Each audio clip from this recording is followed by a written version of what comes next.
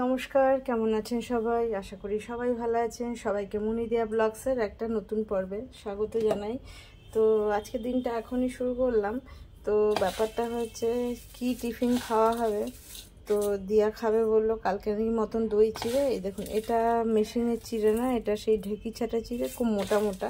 তো চিড়েটা ধুয়ে নেবো, ও মিষ্টি দই দিয়ে চিড়ে দিয়ে এটা খাবে। আর আজকে আবার কালকের মতনই দেখুন, আজকে অনেকটাই ভাত জল দিয়েই রেখেছি। তো আজকের আবার কিছুটা পকোড়া ভেজে নেব। আর আজকের বাবান অফিস যায়নি, আজকের বাবান গেছে হচ্ছে কোর্টে। তো ওই জন্য তাড়াতাড়ি চলে আসবে দুপুরবেলা। ও আজকে বাড়িতেই খাবে, আজকে তো টিফিন নিয়ে যায়নি। তো দেখা যাক কি রান্না বান্না করি। কালকের চিকেন রাতে করেছিলাম, সেটাও আছে। আর তারপরে কি করব না করব, আগে দেখি টিফিনের জন্য। ও তো ছাতু খেয়ে গেছে, দিয়া দই চিড়ে খাবে। আমরা দুজনে এই পকোড়া দিয়ে এই ভাতটা এতটা খাওয়া হবে না, যতটুকু খাওয়া হবে বাকিটা থাকবে। তো ওটা করব।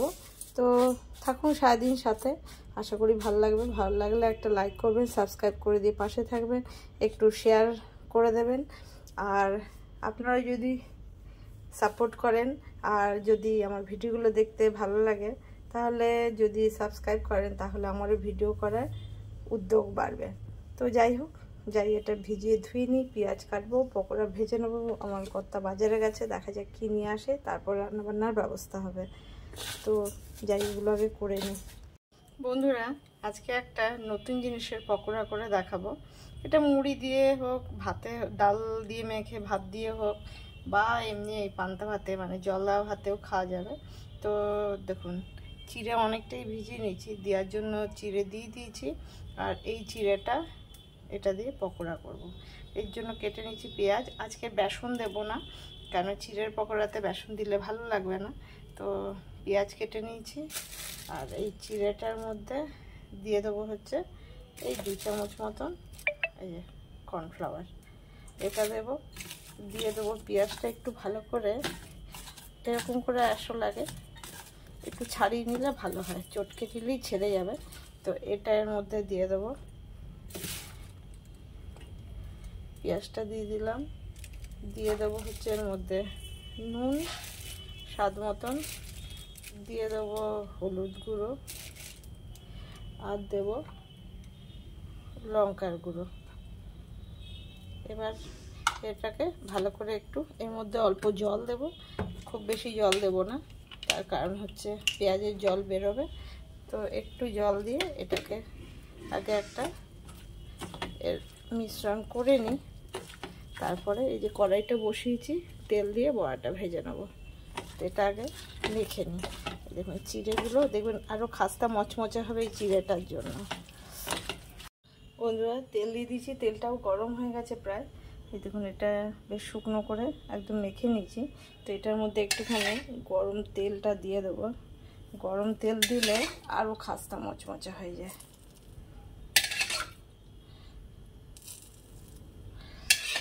তো এবার এই যে পকোড়াটার মধ্যে তেলে ছেড়ে দেবো একটা একটা করে। এটা খেতে খুব মচমচে খাস্তা হবে। চিড়ের পকোড়ায় খইয়েরও পকোড়া করা যায় এইভাবে।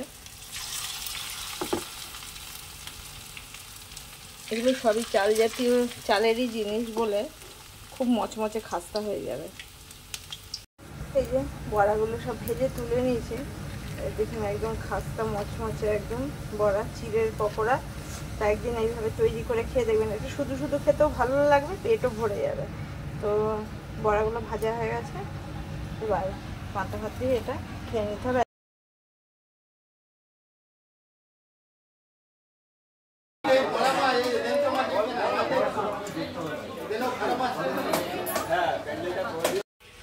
বন্ধুরা, যে ভাত খেয়ে নিচ্ছি, পুরোটা তো খাওয়া যায়নি, এতটা বেঁচে গেছে, বড়াও এতটা রয়ে গেছে। তো যাই হোক, রান্না করতে চলে এসেছি। রান্না করবো, যে কই মাছ নিয়ে এসছে, কাটিয়েই এনেছে। এই যে বেশ ভালো বড় সাইজেরই, একদম ঠিক সাইজ। হ্যাঁ, কই মাছ এই যে নিয়ে এসছে। এটা আজকে এমনি প্লেন ধনেপাতা টমেটো গ্রেট করে নিয়ে করব। আর একটু বেশি ঝোলও না, আবার বেশি মাখাও না, একটু ঝোল ঝোল রেখে ওরকম করব। আম নিয়ে নিচ্ছি একটা, আম ডাল করবো। আর এই একটা কাঁচকলা দিয়ে, উচ্ছে দিয়ে আর আলু দিয়ে, এটা দিয়ে একটা শুক্তো হবে। তো এই কটাই করব। বড়াও রয়েছে। আর রাতের জন্য আজকের আবার চিকেন রয়েছে, কারণ কালকে চিকেনটা পুরো তো খাওয়া হয়নি। তো এই কই মাছটাও পুরোটা করবো না, এতটা কই মাছ লাগবে না, যে কটা লাগবে করে নেবো। আর এগুলো যাই এবার কেটে বেটে সব রেডি করে নিই, তারপরে রান্নাটা বসাবো।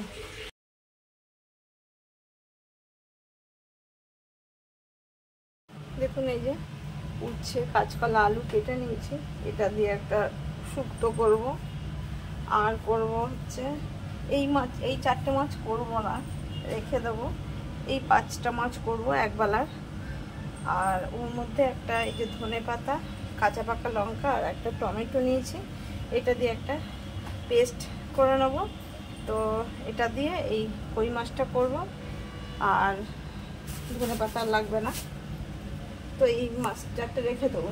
এদিকে এই যে আমার আম ডালটা এই যে সেদ্ধ হয়ে গেছে, এবারে কড়াইতে একটুখানি এটা ফোড়ন দিয়ে দেবো। বন্ধুরা এই যে টমেটো আর কাঁচা পাকা লঙ্কাটা এই যে ঘুরিয়ে নিচ্ছি মিক্সিতে। আর এখানে মাছটা ভাতে দিয়ে দেবো, তেল গরম হয়ে গেছে। এর মধ্যে একটু নুন হলুদ দিয়ে দিই। কি গো,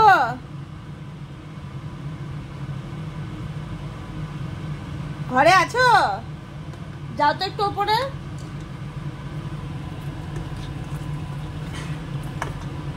আজকে আমাদের পুরনো এসিটা খুলতে এসছে, নতুন এসি এখনো দিয়ে যায়নি, কবে ডেলিভারি দেবে জানি না। এখন গরমকালে এরকমই অবস্থা, এত বিচ্ছিরি গরমে আমাদের খুবই খারাপ অবস্থা। তো পুরনো মেশিনটা আজকে ওরা খুলতে এসছে। মাছটা সাজিয়ে দিয়ে দিই, এটা খুব বেশি ভাজবো না, একটু এপিস এপিস করেই ভাজবো। দুটো শুকনো লঙ্কা দিয়ে দিলাম, ডালটা এই যে নামিয়ে নিয়েছি। একটু দিয়ে দেবো জিরে,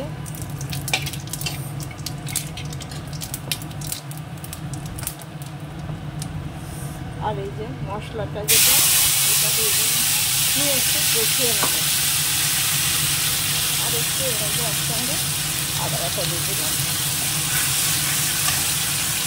দিয়ে দেবো ওখানে দিয়ে গুঁড়োটা, সঙ্গে একটু হলুদ গুঁড়ো, অল্প সামান্য লঙ্কার গুঁড়ো, কেননা ওটাতে মশলাটা ভালো করে যে কষানো হয়ে গেছে। এবারে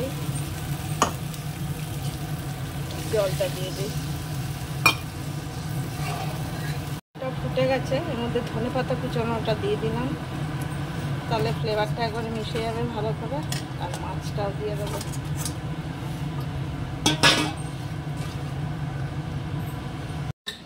এই যে তেল কই হয়ে গেছে কড়া, দেখুন দেখতে কত সুন্দর হয়েছে। এবার বসিয়ে দেবো।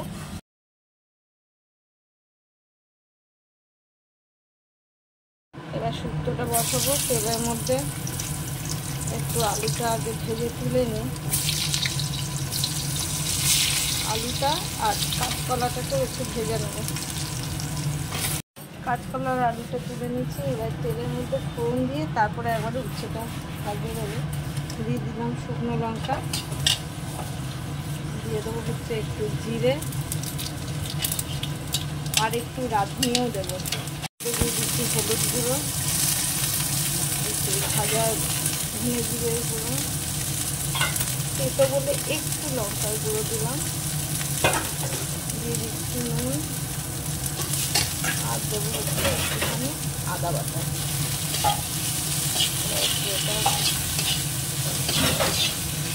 কষিয়ে নিই, ভাজা আলু আর কাঁচকলাটাও দিয়ে দিলাম,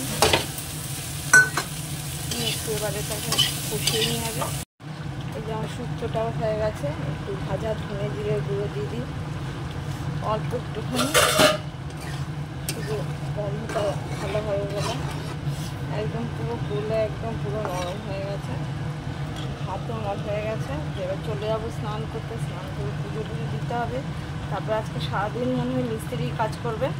আমাদের পুরনো ওপরের যে এসির আউটডোর ইনডোর সবই খুলে দেবে, তো সেই সব কাজ চলছে। তো তো রান্না হয়ে গেছে, এবার চলে যাবো স্নান করতে। দেখুন বন্ধুরা, আমাদের এখান থেকে আমাদের আগের এসির একদম ইনডোর মেশিনটাকে এখান থেকে খুলে দিয়েছে, আউটডোর মেশিনও খুলে দিয়েছে। আজকের এবেলা এই জন্য আমাদের রাধিকা এসছে, মনে মনে মনে হচ্ছে একটু রাগ হয়েছে। একটু না দিদি, মাথা ব্যথা আছে গো। মাথা ব্যথা? হ্যাঁ। গরমে? হ্যাঁ। তো এসছে, খুবই খারাপ অবস্থা, তাও কিছুটা ঝাড়া হয়েছে। এই দেখো এই ফাঁকের মধ্যে, আর এই দেখো এইখানটার কি অবস্থা দেখো। এই যে এখান থেকে ওই যে ইয়েটাকে বার করে দিয়েছে না, ওই যে পাইপটা ছিল, এই পাইপটা বেশি টানটানি করো না, আবার তো লাগাবে এটার সঙ্গে, তখন জুড়ে দেবে এই বাইরে জল বেরোনোরটা। হ্যাঁ, শুধু এখান থেকে আর এই বারান্দার উপরগুলো, এই জানলার উপর দিয়ে, হ্যাঁ ঝাঁট দিয়ে পরিষ্কার করে দাও। খুবই খারাপ অবস্থা। একটু জানলা করে জানলাটা খুলে নাও, হ্যাঁ খুলে ছেড়ে দাও। তো বন্ধুরা এই যে এখানটারও দেখুন কি অবস্থা, খুললে তো হবেই, পুরো নোংরা বাজে অবস্থা। খাটের ওপরগুলো সব বিছানার চাদর টাদর দিয়ে তুলে নিয়ে নিয়েছে যদিও, আর খুবই নোংরা রয়ে গেছে।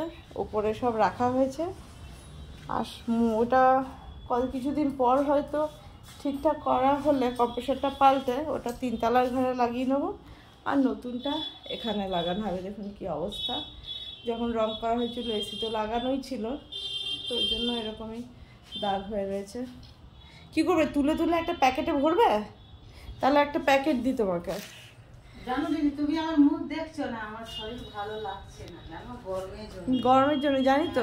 আমিও, তুমি সারাদিন সেই সকাল থেকে আজকে সময়ই পাইনি, কোথাও একটু কাতও হয়নি জানো। যাই হোক বন্ধুরা, এই যে রাধিকারও শরীর ভালো লাগছে না, ও কাজ করে চলে যাক। আর আজকের মতন বন্ধুরা পর্বটা এখানেই শেষ করব। এই যে আমি সন্ধে একটু আগে সন্ধেটা দিয়ে গেলাম, তো দেখি ওকে প্যাকেট দিই। সবাই সুস্থ থাকবেন, গরমে সাবধানে থাকবেন, ভালো থাকবেন। দেখা হবে আবার একটা নতুন পর্বে। যদি ভালো লাগে একটা লাইক করবেন।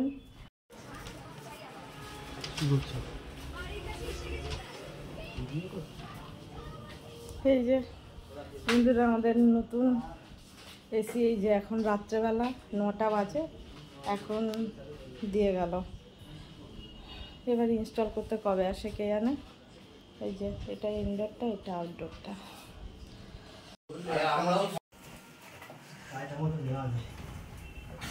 তো ওনাকে ডাকলে না কেন? আর একজন যে ছিল, বুঝতে পারছি না, এত ডেলিভারি করেছি লাইফে 4 বছর।